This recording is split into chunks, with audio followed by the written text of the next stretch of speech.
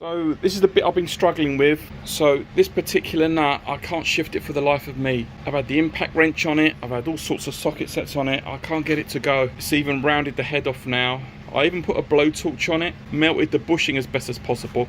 I don't know if you can see on camera, that's actually a concave or convex nut washer on there. So I'm having trouble getting stuff on there. Now I'm waiting to turn up is a nut splitter, so I can get a new nut for this. So when the nut splitter turns up, I'll try and video it, and then we can split the nut, and then I can separate these two parts, and then I can get on, do my usual, get them up to this stage, give these a good clean, give them some spray coatings. So that's that. So we'll come back soon. I want to split the nut off that. I want to separate the, like a torsion arm, I think that is, I'm not sure. Hopefully we can get that nut off and separate these two parts, and I still need to get the other bushing out. Might get a basic cheap kit off eBay, I think. These came out really easy. I just got like a threaded rod with some socket sets and things, and I tried the same on that, but they're not shifting, these ones. I suppose I could melt them out with the blowtorch, but then I've got to get some new ones in, and I haven't got a press. I do have a big vise on the floor somewhere though. Anyway, we'll come back soon. I think what I'm waiting for now is I want to split the nut on this one. So the nutcracker has arrived. Woohoo! Nut splitter indeed. So I've gone for a high quality company called Silverline. Those of you who know, they are basically a budget tool, but even if it splits one nut and that's the end of it, they're probably hardened steel, these things. I don't know if you can sharpen them. I guess this is a two-piece one. You can see there it does 2 to 15 and 15 to 22. Let's crack it open and see how we get on with it. Try and set up the camera. I've got an impact wrench, and it might need a couple of splits. I don't know yet. I don't know if it needs clamping in the vise. It may do. Right, we've got it set up and clamped. It hasn't caught much of it, but I'm gonna give it a blast with this and see what happens. Because of the concave nut, it's difficult to get a perch on it.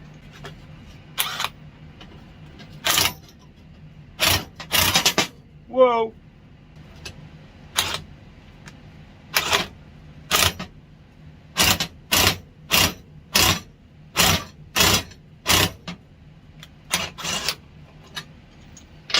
Yeah, I don't think this is doing very much because I can't get a good perch on the nut because of that concave washer.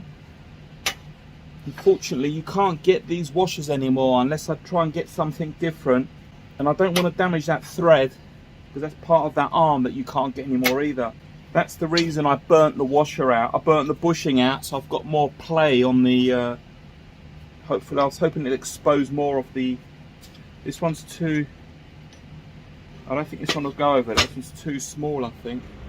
So we had a try with the nut splitter, but unfortunately, even with the bush half melted out, I can't get a good bite on that nut. Seems to grip on the top bit of the castle, but never mind. So I was looking on the net again for other options.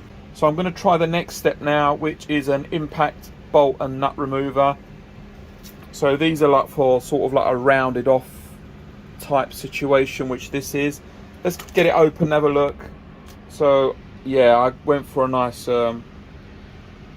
quality one there. If anyone remembers, what I got from before was that, which was a bit manky, but you get what you pay for. So I bought a cheap set of these nut removers. People get good results with these. So let's get these out and have a look, and you can see what that's all about. Well, as you can see, the nut has been removed. Yep, the nut's out. These weren't big enough. These are really good. I'm happy with those. So these weren't big. That nut's not big enough for this nut. I think this must have been a 22mm. I literally got my little Dremel off the floor there, and I just cut some of the sides off. Really, you can see I haven't really done a good job of it, but so I got that off. Oh, say that. I cut the sides off. Then I got that, and I just beat the hell out of it onto it. Took a couple of goes, but it's off. I think this washer's a little bit damaged where I was trying to Dremel, but I think that's okay. I think it's still usable if I couldn't get anything. So that arm is now free. Thank goodness. There, look. and the bush has been melted out. So I was trying to get some more space. Don't know if that'll push out now. I'd have to get some kind of press in there, I think. So that's the bit now, hopefully. That's undamaged. Might need a bit of a clean up. But I'm really happy with that. So that's good. So that's really good. The reason why is because I want to get this cleaned up now, basically. So that's really good. We're happy with that. I want to try and get the bushings pressed out next, I think. Might just get some cheap tool off eBay. But these have been brilliant, these have. I'm really happy with these. These are good thing to have in your toolbox. You've got dealing with rusty bolts. They come highly recommended. That style, not particularly that make, but that's great. That can be added to the collection now. Minimal damage now to the arm. So let's progress. Next step. Right, the subframe is finished now as far as I can see. It's had a lick of paint, top and bottom. That's the underside of it. They always look nice when they're freshly painted, don't they? But time will tell. I've painted things on this car when I first started, which looked good at the beginning, and there are like surface rust things coming through, but that's the top coat finish now. So what I used was carried on with the Buzzweld stuff. I bought the stuff in the tin because reading through websites and things, they said you get like a nice thick coat if you brush things on as opposed to spraying, which makes sense. So this stuff was this stuff is pretty much this stuff, chassis all in one. It's their brand, it's their make. So it's like an all-in-one chassis paint basically for suspension parts and other surface things. So it's had one good thick coat of that, quite thick. I thought it was a bit too thick. I kept adding paint thinners to it to try and get it more spreadable and brushable. And initially I wasn't that impressed with the overall finish of this stuff. You could just see all the brush marks and everything, which was a bit disappointing really, but you can't really see them now. They must have settled down. But what I did, I gave it a good coat of this first. And then what I did, I literally just gave it, this stuff goes on really nice actually. Then I gave it one coat of this stuff for places I couldn't probably reach properly. So I went over basically the whole thing with the spray can, and also it flattened it out while the base was still tacky. So that's probably what I'm going to do. So it's had one good coat. There's probably half a can left in that one, so I should get a few more parts out of that.